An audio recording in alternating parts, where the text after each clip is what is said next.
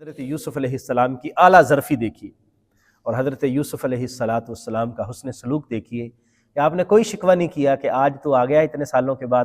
آج میری خواب کی تعبیر تمہیں یاد آئی ہے اور آج تم آ گئے ہو، تو میں نے تمہارے ساتھ احسان کیا تھا اور تمہیں تعبیر بتائی تھی اور کہا تھا کہ بادشاہ کے سامنے میرا ذکر کرنا، بیان کرنا، تو نے کوئی بات نہیں کی اور آج تم آ گئے ہو، اپنا کام پڑا ہے تو آ گئے ہو، کوئی بات نہیں کی۔ بڑی خوبصورتی سے فوراً اس کے سوال کا جواب دیا، صرف سوال کا جواب ہی نہیں دیا، خواب کی تعبیر بھی بتائی اور مسئلے کا حل بھی بتا دیا کہ خواب کی تعبیر یہ ہے اور اس مشکل سے نکلنے کا رستہ یہ ہے۔ بسم اللہ الرحمن الرحیم، سورہ یوسف کی 46 نمبر آیہ مبارکہ ہے، 12واں پارہ اور 12ویں پارے کا 16واں رکوع ہے، 6واں رکوع ہے سورہ یوسف کا۔ اعوذ باللہ من الشیطان الرجیم، بسم اللہ الرحمن الرحیم۔ یوسف ایہا الصدیق افتنا فی 7 بقرات سمان یأکلہن 7 عجاف و7 سنبلات خضر وأخر یابسات لعلی ارجع الی الناس لعلہم یعلمون۔ تذکرہ پڑھ رہے تھے حضرت یوسف علیہ السلام کے قید خانے کا، اور بادشاہ نے خواب دیکھا اور اس خواب کا تذکرہ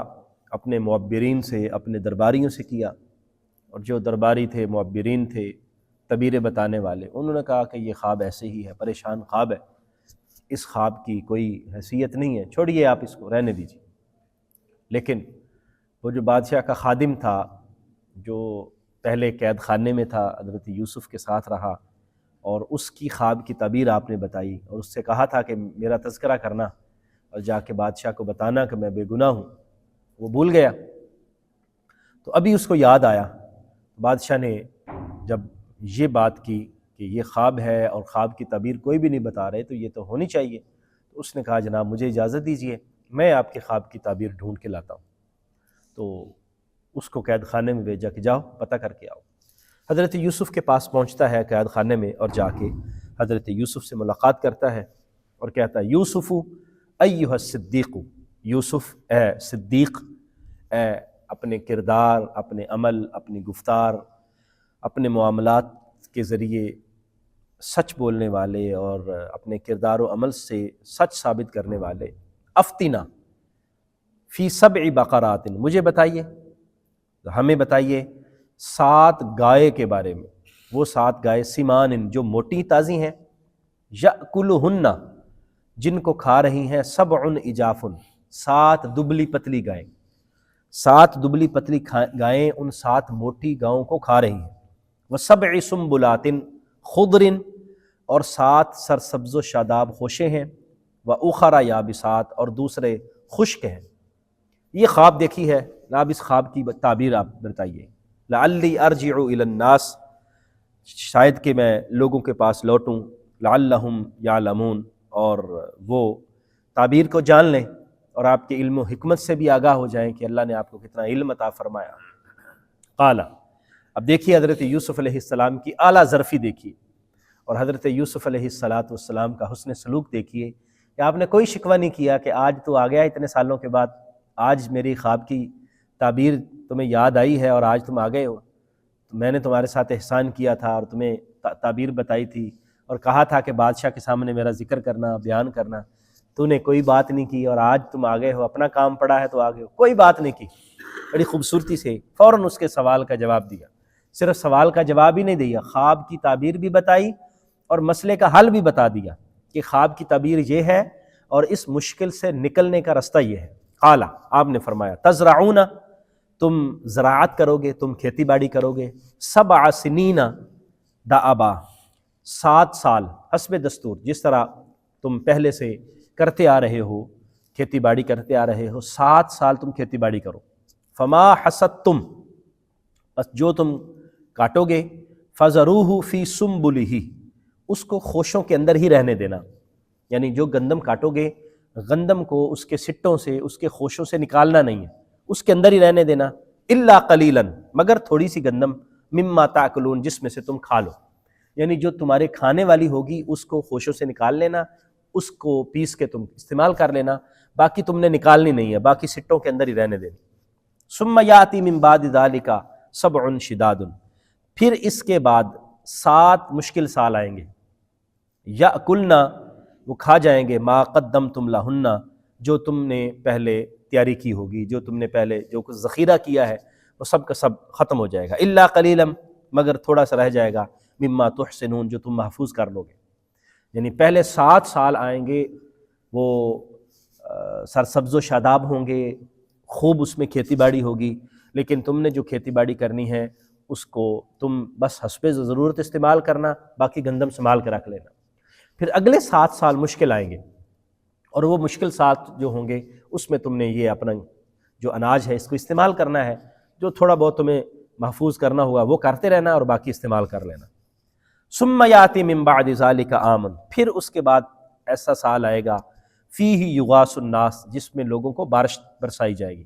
لوگوں پر خوب موسلادھار بارشیں ہوں گی، اور تمام جو قحط کا معاملہ ہے، قحط سالی ہے، وہ ختم ہو جائے گی۔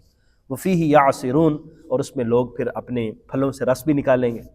یعنی خوب پھل ہوں گے، خوب کھیتیاں ہوں گی، لوگ پھلوں کو ہاتھوں سے پکڑ کے ایسے نچوڑیں گے اور پھلوں سے جو ہے وہ رس نکلے گا، تو اس کے بعد جو ہے وہ معاملات ٹھیک ہو جائیں گے۔ وہ جناب اب بھاگا بھاگا آیا اور آ کے بادشاہ کو خواب کی تعبیر بتا دی کہ جناب یہ تعبیر انہوں نے بتائی۔ انہوں نے کہا کہ ایسا پڑھا لکھا آدمی قید خانے میں کیا کر رہا ہے، جاؤ بھاگ کے جاؤ، جا کے اس کو لے کے آؤ۔ وہ وہاں پر قید خانے میں نہیں ہونا چاہیے، وہ تو اس نے تو میری بڑی مشکل حل کر دی، ورنہ اس خواب نے تو مجھے بہت زیادہ پریشان کیا ہوا تھا، جس کو یہ میرے دربانیوں نے کہہ دیا، کہتے یہ ایسے ہی خواب ہے، اس کی کوئی تعبیر نہیں ہے۔ تو جو تعبیر آپ نے بتائی ہے وہ مجھے بالکل میرے ذہن کو لگ رہی ہے، اور تعبیر ایسے ہی ہوگی۔ وقال الملک ائتونی بہ، بادشاہ نے کہا ان کو لے کے آؤ۔ فلما جاءہ الرسول، قاصد چلا گیا جی قید خانے میں حضرت یوسف کے پاس، اور حضرت یوسف سے جا کے کہنے لگا کہ جناب تشریف لائیے، بادشاہ سلامت آپ کو بلا رہے ہیں، اور آپ کی تعبیر سے وہ بہت زیادہ متاثر ہوئے ہیں، اور آپ کو سمجھ رہے ہیں کہ آپ تو بڑے پڑھے ہوئے، پڑھے لکھے اور سمجھدار آدمی ہیں، تو عقل و دانش آپ کے پاس ہے، تو آپ یہاں قید خانے میں کیوں ہیں، آپ تشریف لائیں۔ فلما جاءہ الرسول، جب جا کے قاصد نے پیغام دیا، قال، حضرت یوسف علیہ السلام نے فوراً ایسا نہیں کیا کہ فوراً نکل پڑے ہوں اور کہا ہو چلے چلے جان چھوٹی ہے قید خانے سے، نہیں، فرمایا نہیں، قال ارجع الی ربک، فرمایا جاؤ اپنے بادشاہ کے پاس واپس، فاسألہ، اور جا کے بادشاہ سے پوچھو، ما بال النسوۃ اللاتی قطعن ایدیہن، ان عورتوں کا مسئلہ کیا تھا جنہوں نے اپنے ہاتھوں کو کاٹا تھا۔ وہ جو مسئلہ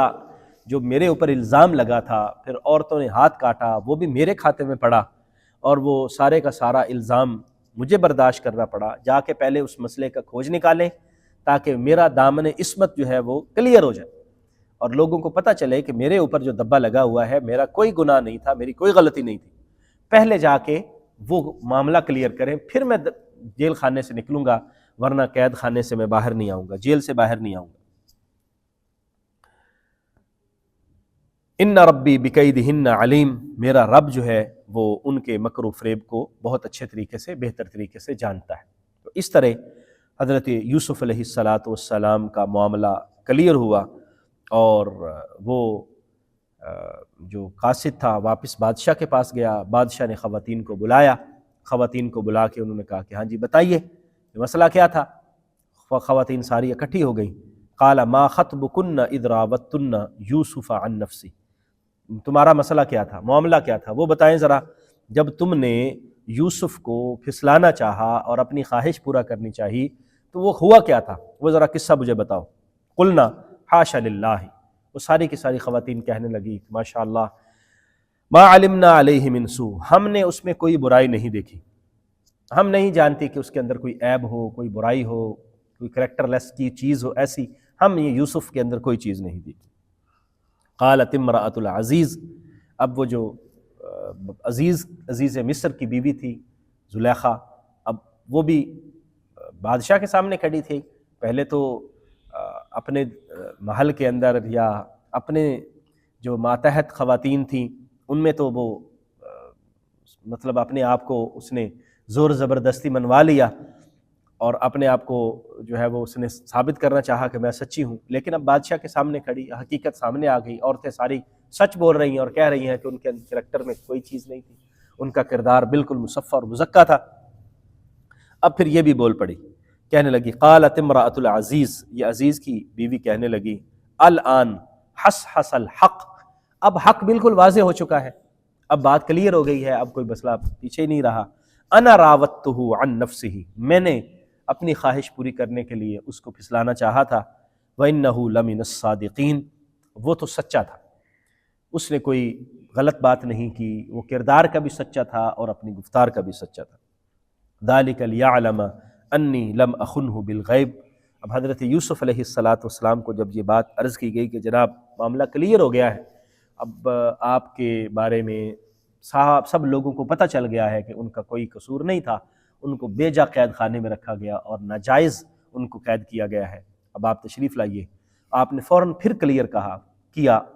اور فرمایا کہ میرا مقصد جو ہے ان خواتین کی دل آزاری نہیں تھا، نہ ہی ان کی خواتین کے بارے میں کوئی بات کرنا تھی، میں یہ چاہتا تھا کہ میں اپنے آپ کو کلیئر کروں، لیعلم، تاکہ معلوم ہو جائے میرا جو آقا ہے جس نے مجھے خریدا تھا اور خرید کے میرے ساتھ اچھا سلوک کیا، مجھے پالا، میری پرورش کی، تاکہ وہ جان لے انی لم اخنہ بالغیب، کہ میں نے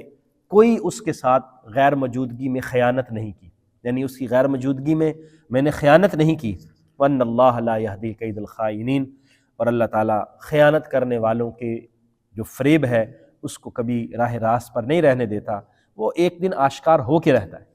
جو فریب کرنے والے، دھوکہ دینے والے اور غلط کار ہیں وہ ایک دن کلیئر ہو جاتے ہیں، واضح ہو جاتے ہیں، آپ جو مرضی کر لیں، آپ حکومت میں ہیں، آپ اپنے مخالفین کو قیدوں میں ڈال دیں، ان کو جو مرضی کروا دیں، ایک وقت آتا ہے کہ حقیقت سب کے سامنے ظاہر ہو جاتی ہے اور سب کو حقائق کا پتہ چل جاتا ہے کہ حقیقت حال کیا ہے۔ زلیخا نے اپنے اختیارات کا ناجائز استعمال کر کے حضرت یوسف علیہ السلام کو قید خانے میں ڈالا۔ اب آپ دیکھیے کہ اس قید خانے سے نکل کے حضرت یوسف علیہ السلام کو اللہ نے کیا شان اور کیا مقام عطا فرمائی، آگے آیات مبارکہ میں وہ آئے گا کہ پہلے تو وہ ایک محل میں ایک عام ان کی صورتحال تھی، اب وہ سلطنت کے اہم عہدوں پر فائز ہو گئے اور وزیر خزانہ ان کو بنا دیا گیا، اور اللہ تبارک و تعالیٰ نے اس قید سے نکلنے کے بعد ان کو کیا دنیاوی عزتیں عطا فرمائیں اور کیا مقام و مرتبہ ان کو عطا فرمایا۔ اللہ تعالیٰ ہمیں اس سے سبق حاصل کرنے کی توفیق عطا فرمائے، آمین۔ وآخر دعوانا ان الحمدللہ رب العالمین۔ ہمارا 12واں پارہ بھی اختتام پذیر ہوا، کل انشاءاللہ 13ویں پارے سے